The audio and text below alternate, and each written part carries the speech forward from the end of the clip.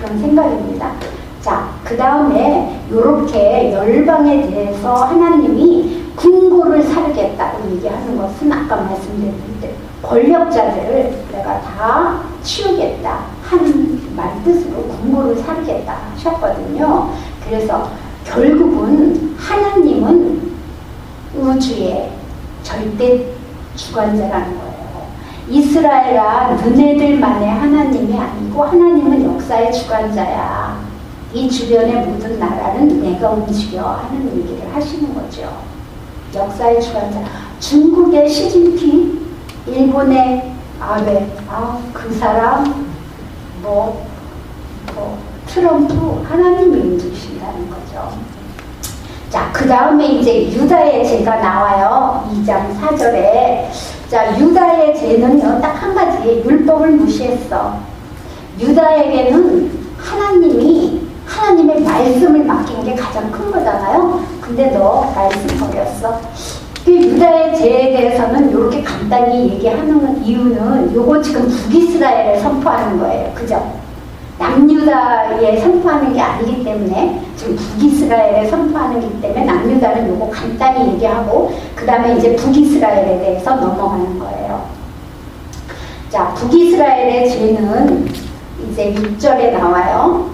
6절 하반절에 보면 그들이 은을 받고 의인을 팔며 신 한 켤레를 받고 가난한 자를 팔며 힘없는 자의 머리를 티끌 먼지 속에 발로 밟고 연약한 자의 길을 굳게 하여 아버지와 아들이 한 여인에게 다녀서 내 거룩한 이름을 더럽히며 모든 제단 옆에서 전당 잡은 옷 위에 누우며 그들의 신전에서 벌금으로 얻은 포도주를 마십니다.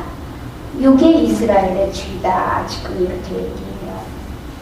너 예배 잘못 드려서 이런 게 아니고 지금 이스라엘의 죄는 은을 받고 의인을 팔았다. 요거는 법적인 재판 문제예요. 분명히 의인인데 옳은 줄 알면서 뇌물 받고 흙을 백이라고 말하고 백을 흙이라고 말했다. 그 얘기고요. 신 한 켤레 받고 가난한 자를 팔았다. 저는 이제 여러분같이 평신도일 때 이 아모스를 읽으면서 제가 아모스를 굉장히 좋아하긴 했어요. 뭔 뜻인지 몰라도 하여튼 엄청 좀 한 말들이 내 가슴에 찡한 말들이 많아갖고 거기에서 신 한 켤레로 사람을 가난한 자를 팔았다 이 말씀이 항상 내 마음에 오고 정말 이럴 수가 있나. 가난한 사람의 값이 신 한 켤레, 부자들의 신 한 켤레 값에 이렇게 농락을 당하나 이런 생각을 했는데 요새 TV에서 신 한 켤레가 엄청 비싸더라고요. 뭐 어떤 건 막 그지 100만 원 막 80만 원 운동화 막 그런 거 보면서 신 한 켤레 엄청 비싸네 그런 생각을 하는데 이런 기도도 제가 젊었을 때 굉장히 멋있어서 많이 했던 것 같아요. 근데 이 시대가 정말 신 한 켤레 값에 의인들이 이렇게 팔려지는 이렇게 빈익빈 부익부 시대란 말이에요. 그렇게 팔고 가난한 자의 머리를 막 발로 짓밟고 연약한 자를 막 이리저리 끌고 다니고 아버지와 아들이 한 젊은 여인에게 다녔다. 이 말은 여기에 산 젊은 여인은 그런 사람이에요. 어떤 사람이냐면 그 성창이라고 해서 바알 신전에 가면 그 제사가 성창들하고 음행하는 것이 제사잖아요. 그래서 이 여자들이 있으니까 아버지도 가고 아들도 가고 이랬다는 얘기가 이제 원래 정설이고 또 간혹 어떤 분들은 이 여인이 너무 가난해서 아버지도 받고 아들도 받고 그랬다는 가난을 피할 길 없어서 그래서 이제 굉장히 가난한 자들이 이제 혹독한 고통을 받고 있다 하는 의미로 해석을 하기도 합니다. 자, 그 다음에 모든 제단은 옆에서 전당 잡은 옷 위에 누웠다. 제단이면 이 제단, 제사 지내는 곳에서 전당 잡은 옷을 깔고 누웠다 이 말이잖아요. 무슨 뜻인지 이해되시죠? 전당 잡은 옷. 율법에는 이제 가난한 사람에게 돈을 꿔주면 담보를 잡는 거예요. 전당을 잡는데 이 전당을 가난한 사람은 뭐 전당 잡힐 게 없잖아요. 근데 나중에는 자녀들을 전당 잡히잖아요. 자기 부인이나 자녀들을 전당 잡잖아요.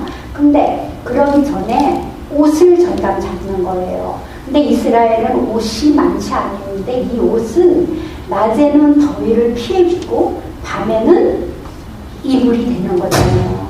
그래서 이스라엘은 광야니까 낮에는 너무 덥고 밤에는 너무 추우니까 이거를 덮고 자야지 되는데 이거를 전당 잡히니까 날몸으로 자야 되죠. 그러니까 이 사람들이 얼마나 추우냐고요. 그래서 율법에는 돈을 빌릴 때 전당을 잡으면 이 옷을 전당 잡으면 이건 어떻게 했어요? 해가 지기 전에 꼭 돌려주라는 거예요. 왜? 해가 지면 온도가 낮아지면 이 가난한 사람은 그 옷이 이불이 되는 거예요. 집이 변변치 않으니까. 그러니까 이거를 꼭 돌려주라. 그거의 의미를 알아야 되는 거잖아요. 근데 이걸 우리가 율법사를 보면서 나는 뭐 돈 빌려줄 때 옷 안 전당 잡어. 그게 아니라 가난한 사람의 마지막 고 하나 남은 것까지 착취하지 말아라. 그 사람의 의식주, 생명과 이런 거에 관련된 거를 돈 있다고 착취하지 말아라 하는 거거든요. 이것도 하나님이 다 약자를 보호하고 인권을 보호하고 하는 의미잖아요. 그랬는데 이 사람들이 제단 옆에서 성전에서 그거 빨고 나는 돈 있으니까 이거 뭐 이러면서 그걸 빨고선 잤다 이 말이에요. 그리고 신전에서는 벌금으로 얻은 벌금, 약한 사람들에게 권력으로 가서 야 벌금 내 그래서 벌금 받아가지고 그걸 갖고 포도주를 마신다 이 말이에요. 그러니까 가난한 사람을 착취했다 그 말이에요. 그게 이스라엘의 죄다 그 얘기를 하는 거예요. 사실 어떻게 보면 낯선 내용이죠. 낯선 내용이에요. 이게 뭐 그렇게 큰 죄일까? 근데 하나님은 지금 이 시대에 이거를 이스라엘의 죄다 라고 말씀하시는 거예요. 그 다음에 이제 쭉 보면 3절로 넘어가서 3절이 아니라 3장으로 넘어가서 이 사람도 자기가 선지자다. 하나님이 나를 세운 선지자다 하는 이야기를 해야 되는 거죠. 7장은 그 아마샤 때문에 이제 그때 변론을 한 거고, 이제 이 이스라엘 사람들에게 나 선지자야. 하나님이 나한테 이런 말씀 하셨어 하는 것을 이야기해 줘야 되잖아요. 그래서 3장에서는 나 하나님이 불러서 말씀을 나한테 하셨어 하는 것에 대해서 이야기를 하는데 어떤 내용이냐면은 이제 4절 읽어볼게요. 사자가 움킨 것이 없는데 어찌 수풀에서 부르짖으며 젊은 사자가 잡은 것이 없는데 어찌 굴에서 소리를 내겠느냐. 이거는 뭐예요? 사자가 움킨 것이 있으니까 부르짖고 젊은 사자가 잡은 것이 있으니까 굴에서 소리를 낸다 이 말이잖아요. 없으면 그러지 않는다. 내가 잡은 것이 있으니까. 이게 이해하기 힘들까봐 이 구절을 뽑았어요. 뭔가 잡은 것이 있으니까 소리를 지른다 이 말이에요. 여기에서 사자는 선지자라고 보시면 돼요. 나 아모스는 뭔가 잡은 것이 있으니까 지금 소리 지르는 거야. 근데 요 잡은 것이 뭐냐 하면은 한 장 넘겨서 7절 볼게요. 주 여호와께서는 자기의 비밀을 그 종 선지자들에게 보이지 아니하시고는 결코 행하심이 없느니라. 하나님은 어떠한 일이 있을 때 그 종 선지자를 보내서 이것을 말씀하시지 않고 그 일을 딱 그냥 아무도 모르게 쾅 터쳐서 행하지 않는단 말이에요. 망할 때가 되면 선지자들을 다 보내서 너네 망할 거야, 너네 대비해 이렇게 말씀하신단 말이에요. 그러니까 7, 8절에 보면 사자가 부르짖은즉 누가 두려워하지 아니하겠느냐? 주 여호와께서 말씀하신즉 누가 예언하지 않겠느냐? 사자, 선지자가 막 이렇게 부르짖으면 눈에 굉장히 두렵지? 왜냐하면 그게 하나님의 말씀이기 때문에 그래. 지금 하나님이 나한테 줬어. 그래서 내가 그걸 움켜잡고 지금 너네들한테 부르짖는 거야. 그 얘기예요. 내가 받은 게 없으면 너네들한테 이런 말 안 해. 나 하나님으로부터 받은 게 있기 때문에 지금 이 시대에 일어날 일들을 하나님의 종이 돼서 내가 지금 선포하는 거야. 그 얘기를 하면서 본인이 하는 이 모든 메시지가 하나님으로부터 온 거라는 거에 대해서 확실히 너희들이 이해를 해라 하는 이야기를 하는 거예요. 같은 맥락에서 보면, 신약에서 보면, 우리가 서신서를 보면 사도 바울이 서신서의 앞, 뒤에 계속 나 선지자야. 그 얘기 하죠. 그리스도 예수의 종된 나 바울은, 아니면 사도된 나 바울은, 나의 사도권에 대해서 계속 앞뒤로 그 얘기를 하죠. 그 얘기를 하는 것이 나 알아줘, 나 사도야. 그게 아니고 내 말의 권위, 이 말씀의 권위가 나로 인한 것이 아니라 나 사도야. 하나님으로부터 받아서 기록하는 거야 라는 것에 그 말씀의 권위 때문에 계속 이건 내 개인의 생각이 아니고 나 사도야. 하나님이 나한테 주셔서 이걸 강조하는 거죠. 마찬가지로 지금 아모스도 나 하나님으로부터 받았어. 그래서 이 말씀 전하는 거야 라고 이제 말을 하는 거예요. 그러면서 이제 사마리아에 대해서, 사마리아가 북이스라엘의 수도잖아요. 그러니까 이 사마리아에 대해서 계속 얘기를 하는 거예요. 3장 15절. 사마리아가 어떤 상태냐면 겨울 궁과 여름 궁을 치리니 상하 궁들이 파괴되며 큰 궁들이 무너지리라. 여호와의 말씀입니다. 이 시대의 부자는 겨울궁도 있고 여름궁도, 여름 별장, 겨울 별장, 상하궁에서 상하로 만든 데서 이렇게 살았단 말이에요. 이렇게 부귀를 누리면서 지금 사는가 하면 가난한 사람은 그렇게 고통을 받으며 지금 살고 있다. 그런 얘기예요. 자, 4장 넘어갈게요. 4장. 사마리아의 산에 있는 바산의 암소들아, 이 말을 들으라. 너희는 힘없는 자를 학대하며 가난한 자를 압제하며 가장에게 이르기를 술을 가져다가 우리로 마시게 하라 하는도다. 이 사마리아 산에 있는 바산의 암소. 자, 보면 바산이 어디냐 하면요, 요 윗부분이에요. 저 윗부분. 자, 갈릴리 호수고 윗부분이에요. 제가 이렇게 하는 거 보이죠? 여기가 지금 골란고원이라는 데 있잖아요. 맨날 싸우는 골란고원인데 바산이에요. 이 바산은요, 북쪽 지역이잖아요. 북쪽 지역인데 이렇게 숲풀이 있어요. 저희가 성주순례 갔을 때 이 골란고원 차로다 막 지나가면서 바산의 암소가 나온 거예요. 저는 이제 여러분 같은 평순들에게 이제 이 아모스를 읽으면서 사마리아 산에 있는 바산의 암소들아, 그리고 가장에게 술을 가져다가 우리로 먹게 하라, 이 말이요, 그렇게 마음에 왔었어요.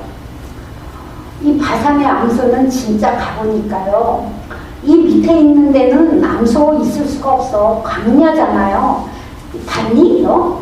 바산의 암소? 내가 이제 차에 지나가면서 내 주변 사람들한테 저기가 바산의 암소야 막. 근데 나는 이게 너무 감격적이었던 거예요. 저기 바산의 암소구나 막.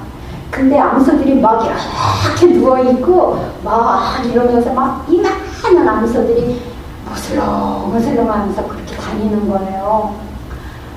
유해한 살찐 암소들이 사는 곳이에요. 그래서 선지자가 바산의 암소들아, 잘 먹고 잘 살고 잘 누워서 배부른 암소들아, 너네들은 그게 부족해서 자기 남편에게 야, 돈 더 벌어와, 돈 더 갖고 와, 나로 좋은 포도주 좀 더 먹게 해줘, 이렇게 얘기한다는 거예요.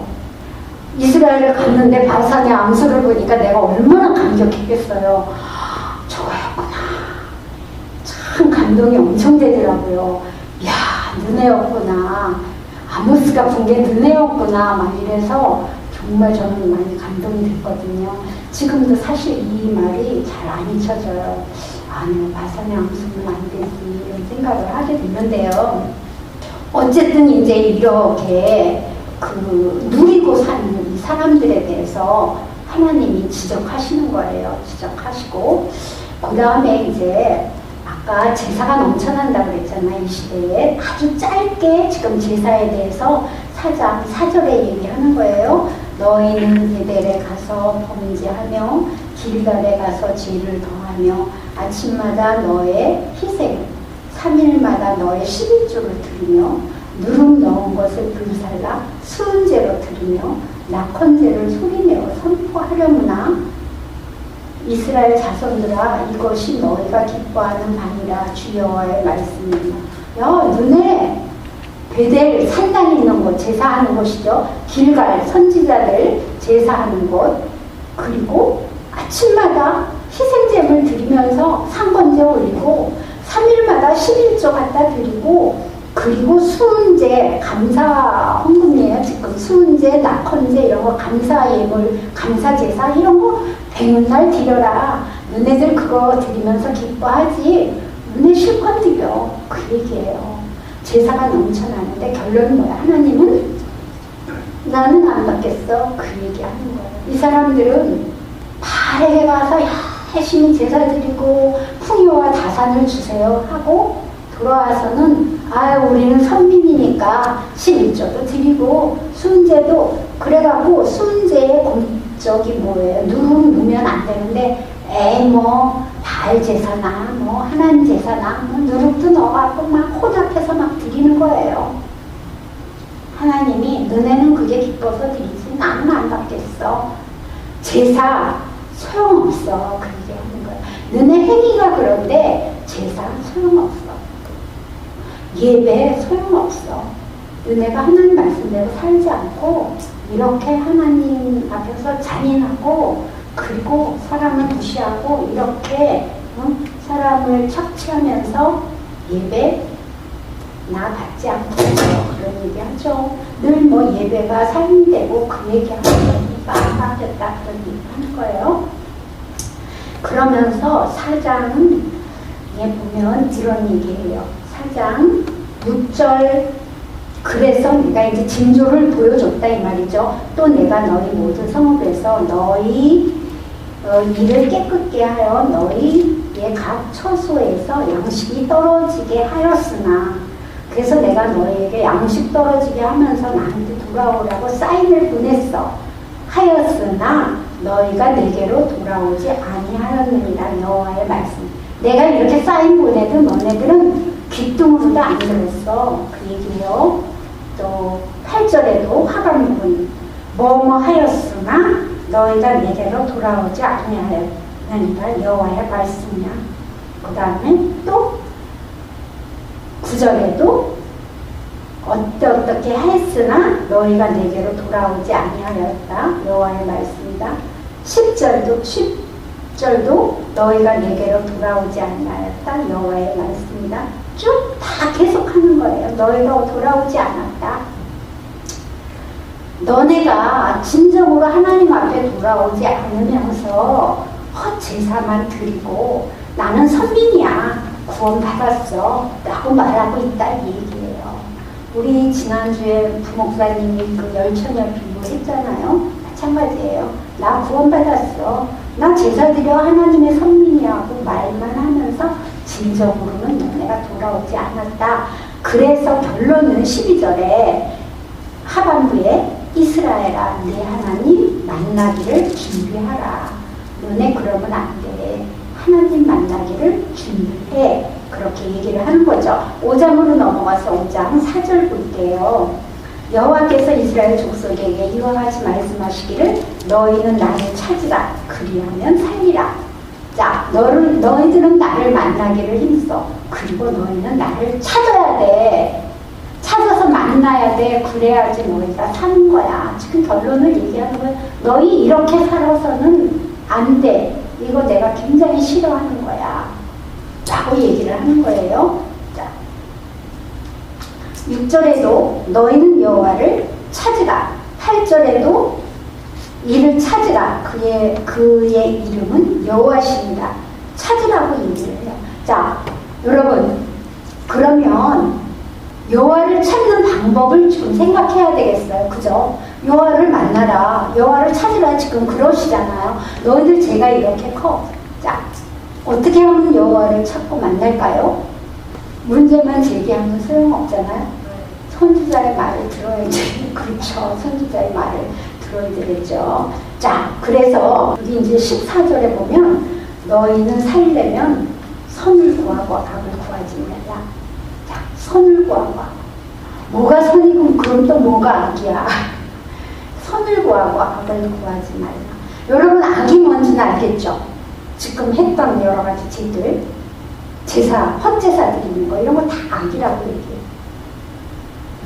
그러면 너희들이 정말 선을 구하고 악을 버려야 되는데 악은 여러분들이 알아요. 지금 그죠? 이러이러한 것들이 악이다 하는 걸 알았어요. 그러면 선을 구해야 되는데 결론이 5장 24절이에요. 5장 24절은 아모스 전체에서 핵심 요절이에요. 자, 같이 읽어보세요. 오직 정의를 물같이 공의를 마르지 않는 강같이 흐르게 할지어다. 이게 아모스 전체의 핵심이에요. 자, 어려운 말이에요. 근데 옛날 성경 있잖아요. 요건 개정개혁 하기 전에는 반대예요. 오직 공의를 물같이 정의를 하수같이 흐르게 하라. 이렇게 돼 있어요. 옛날 성경은 정의와 공의를 반대로 놨어요. 근데 이번에는 번역을 반대로 했어요. 요번 성경 번역이 제 생각에는 더 확실하다, 원어에 가깝다 생각해요. 자, 정의를 물같이, 정의를 물같이, 정의를 물같이라고 얘기를 하고 있어요. 이 정의가 뭘까 하는 거하고 공의가 뭘까 하는 거를 알면 이제 끝나는 거예요. 이제 우리 아모스는. 자, 이 정의라는 말은 미시파트라는 말인데요. 요거는 법적인 용어예요. 재판상의 정의. 그럼 여러분이 이해하고 있는 정의예요. 옳은 일, 기본적인 그 어떤 근본적인 도리 이런 거 정의예요. 참 정의롭다. 법적으로 이게 옳다. 이런 거 있잖아요. 그게 정의예요. 미시파트라는 정의예요. 그래서 정의를 물같이 흐르게 하라. 그러니까 이 사회가 기본적인 도리를 지켜라. 그 얘기죠. 그런데 문제는 공의가 문제예요. 공의. 자, 여러분, 공의가 뭐예요? 체각하라는 단어인데 공의가 뭘까요? 공의. 하나님 편에서의 공의하고 인간 편에서의 공의가 조금 달라요. 왜냐하면 하나님은 하나님이시고 인간은 인간이기 때문에. 자, 공의라는 단어가 하나님 편에서 보면 하나님의 속성, 그랬을 때 우리 공의 배웠죠. 이 공의는 모든 사람에 대해서 공정하다라는 의미가 있잖아요. 그래서 죄는 용서하지 않는 하나님의 성품은 하나님이 사랑하는 우리나 하나님을 모르는 이방인이나 공의롭잖아요. 그죠? 공의롭게 모든 사람에 대해서 똑같이 판단하는 거 공의라고 얘기하죠. 그런데 우리 인간 편에서의 공의는 조금 달라요. 우리 목사님이 이렇게 정답만 얘기하시는 스타일이잖아요. 뭐는 뭐다. 다 다 아시죠? 근데 목사님이 우리 이제 의라는 거 있잖아요. 의라는 거. 의라는 거를 설명할 때 의에 대한 설명, 제가 그거는 안 잊어버려요. 딱 정의를 내려주셨어요. 의가 뭐라고 혹시 기억나시는 분 있어요? 목사님은 의 그러면 뭐 이것저것 생각하지 말고 뭐 이게 의다, 하나님과 올바른 관계, 하나님과 올바른 관계, 이게 정의, 의다라고 딱 이야기를 해주셨어요. 정말 맞는 말이에요. 의라는 것이 세상에서 볼 때의 의가 성경에서는 의가 아니잖아요. 그죠? 성경에서 의다 그러면은 하나님하고 올바른 관계를 가진 거, 그게 뭐냐? 하나님의 말씀대로 사는 거를 우리는 의라고 얘기하는 거잖아요. 세상에서는 착하고 아까 말한 정의롭고 이런 걸 의라고 하잖아요. 근데 성경에서 의롭다, 그 사람 아브라함이 뭐 의롭다 이런 거는 하나님과 올바른 관계를 가진 거를 갖다 의라고 얘기를 하잖아요. 그죠? 의? 그게 의예요. 그렇다면 공의는 뭐냐고. 이렇게 의로운 하나님과의 관계를 나만 갖는 게 아니라 너도 갖고 너도 갖고 너도 갖고 다 하나님과 올바른 관계를 갖는데, 공이라는 거 여러 사람과의 관계를 공적인 사람, 영화의 공공의 정, 공이라는 것은 여러, 그죠? 여러 공적인 공입니다. 그죠? 공의라는 것은 여러 사람과의 올바른 관계란 말이에요. 여러 사람들, 사람과 사람 사이에 올바른 관계를 갖는 것을 공이라고 얘기한단 말이죠. 하나님과 올바른 관계가 의라면 앞에 공이 붙으면 여러 사람과 올바른 관계를 갖는 게 공의라고 얘기한다면, 제가 이거 문제를 엄청 많이 묵상했어요. 이거를 굉장히 정말 많이 묵상을 해서 이게 이해가 됐어요. 내 마음에 너무 목사님 제가 이거 해석하는 거 맞죠? 정말. 그런데 사람들과의 올바른 관계가 뭘까요? 성경에서는 사람과 올바른 관계를 뭐라고 표현했어요? 어떤 관계를 갖는 게 올바른 관계라고 얘기했어요? 성경에서는 하나님을 사랑하고 의로운 관계죠. 내 이웃을 내 몸과 같이 사랑하라. 이웃과 올바른 관계예요. 결론은 공이라는 것은 이웃과 올바른 관계를 갖는 거, 다시 말하면 이웃을 내 몸처럼 사랑하는 게 공이라는 거예요.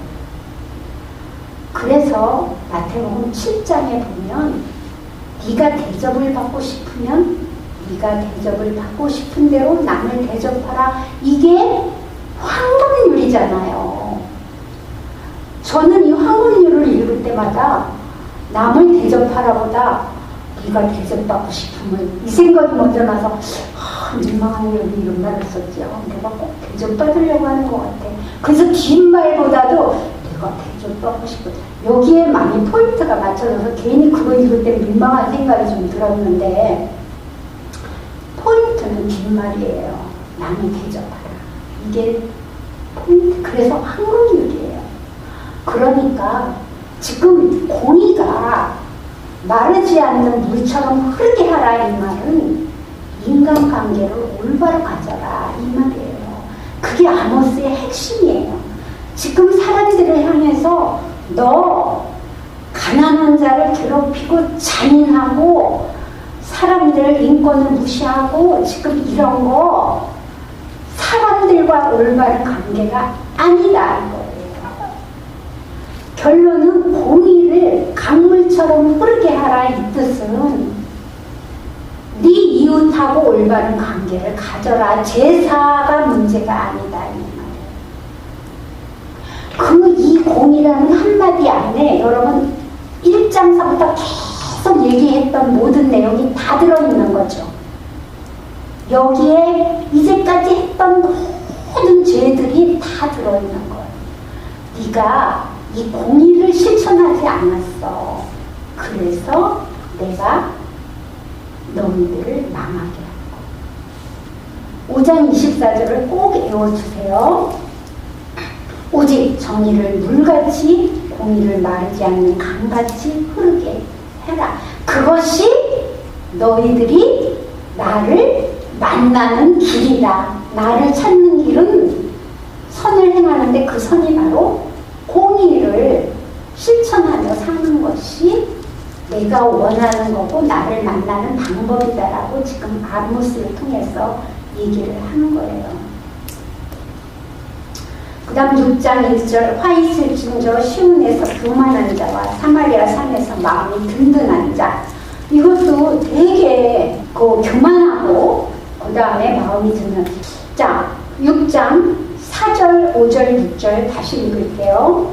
상하상에 누우며 침상에서 기지개를 켜며 양떼에서 어린 양과 우리에서 송아지를 잡아먹고. 자, 부자들의 생활이에요. 비파 소리에 맞춰서 노래를 지절거리며 다윗처럼 자기를 위해서 악기를 제조하며 대접으로 포도주를 마시며 귀한 기름을 몸에 바르면서 요셉의 환난에 대해서 근심하지 않는 자다. 부자들이 시온에서 교만하고 사마리아 산에서 마음이 든든한 사람들이 어떻게 사느냐 하면 상하상에 눕고 침상에서 막 기지개 펴고 일어나고 송아지 잡아서 맛있게 먹고 비파 소리 내면서 노래하고 다윗이나 된 것처럼 막 악기를 제조해서 띵까띵까 하고 포도주 마시고 귀한 기름을 몸에 바르는 거. 우리가 다 원하는 삶 아니에요? 부자로 사는 거 아니야? 박매주삼 아니야? 나는 주인데. 자, 이런 삶을 너네들이 살고 있어. 이게 죄인가요? 제가 볼 때는 이게 죄는 아니에요. 왜냐하면 구약은 우리가 부유하고 행복을 추구하고 살라고 그랬잖아요. 근데 이 사람들의 죄는 뭐예요? 그 밑에 나와요. 그렇게 살면서 요셉의 환난에 대해서는 근심하지 않는 게 죄예요. 너네는 그렇게 살면서 요셉은 형제잖아요. 형제가 환난을 지금 당하고 있는데 거기에 대해서 너네가 신경 안 쓰는 게 죄다. 그 얘기.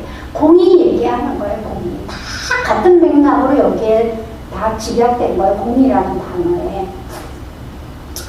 부자와 나사로 이야기를 설교하시잖아요. 그런데 거기에서 보면 기록은 안 됐어요. 왜 부자는 구원을 못 받고 왜 나사로는 구원을 받았나.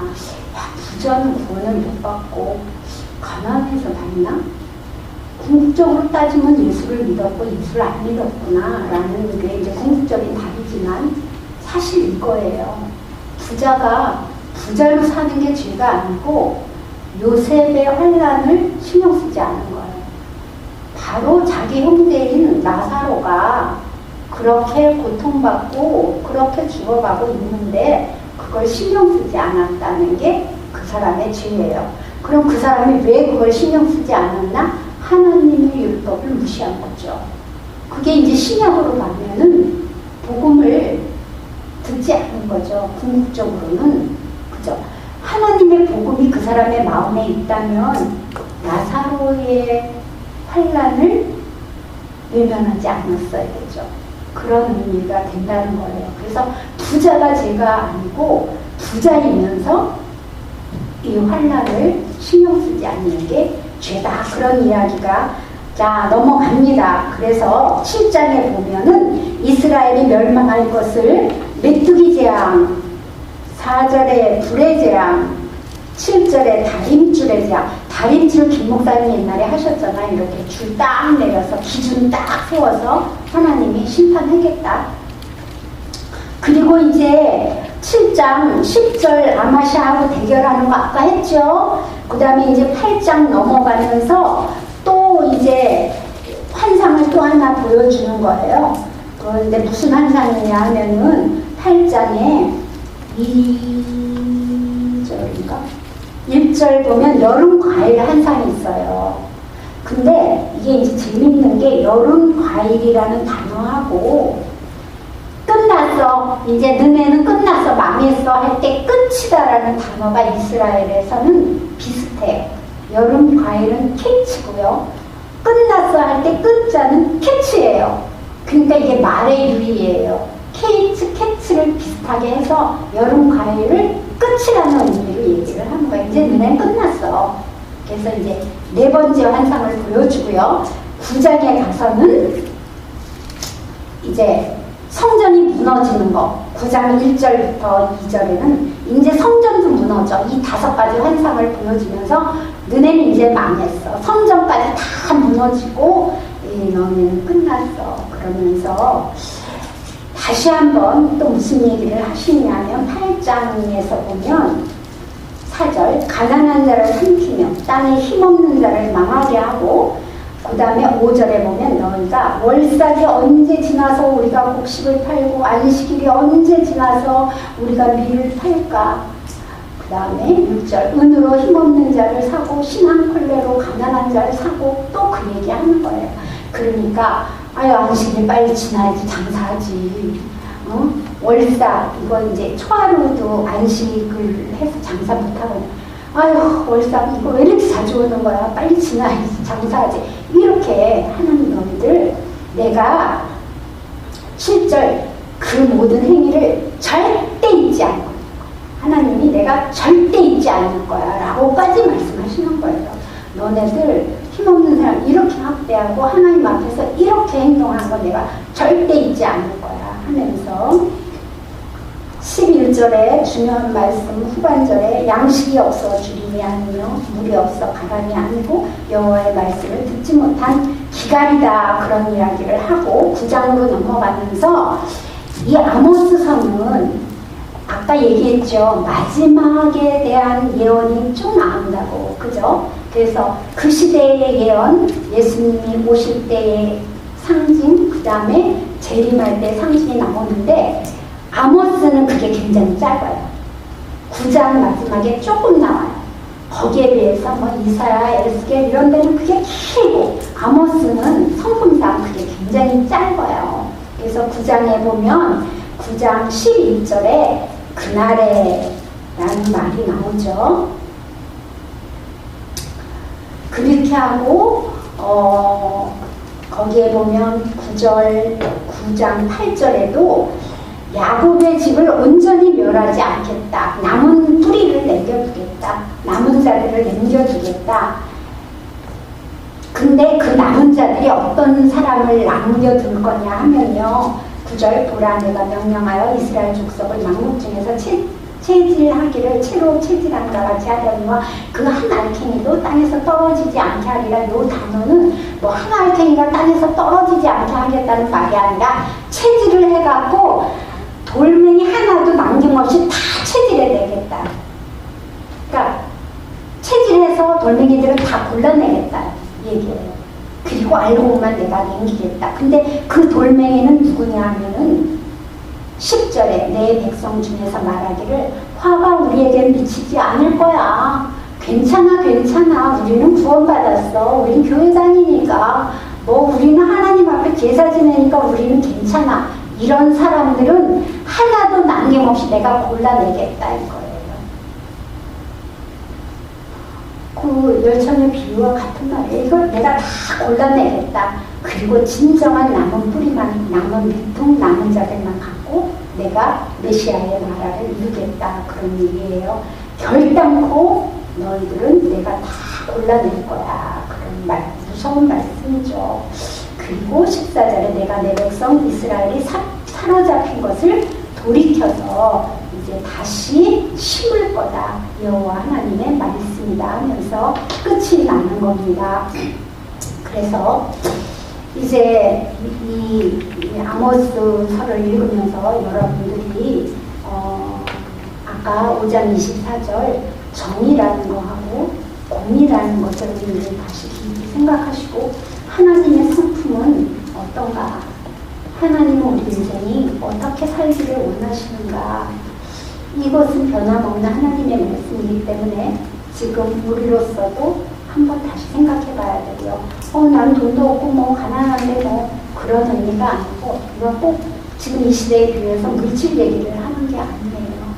사람과 사람의 모든 관계에서 우리가 어떤 것을 지키면서 사는 것, 그 사람도 하나님이 사랑하는 하나님의 사랑의 대상이라는 것, 이런 걸 인정하고 사람과 사람 사이에서의 모든 관계를 여러분들이 혹시 어긋나게 하고 있으신 분들 있으면 또 생각 다시 해서 화해하시고, 그래서 신약에서도 계속 제단에 제사하기 전에 형제와 화해하라는 말씀 계속 있잖아요. 그래서 물질 얘기뿐만 아니고 그런 관계를 여러분 잘 생각하시면서 아, 하나님은 이런 하나님이구나, 우리의 삶은 어떻게 살아야 되는지 생각하시면서 여러분의 서너 가지 죄 생각해 보시고요. 우리나라의 죄 서너 가지 생각하시면서 많이 묵상하시고 5장 24절은 마음에 새기면서 또 외워두시는 암송 구절로 삼았으면 좋겠다는 생각입니다.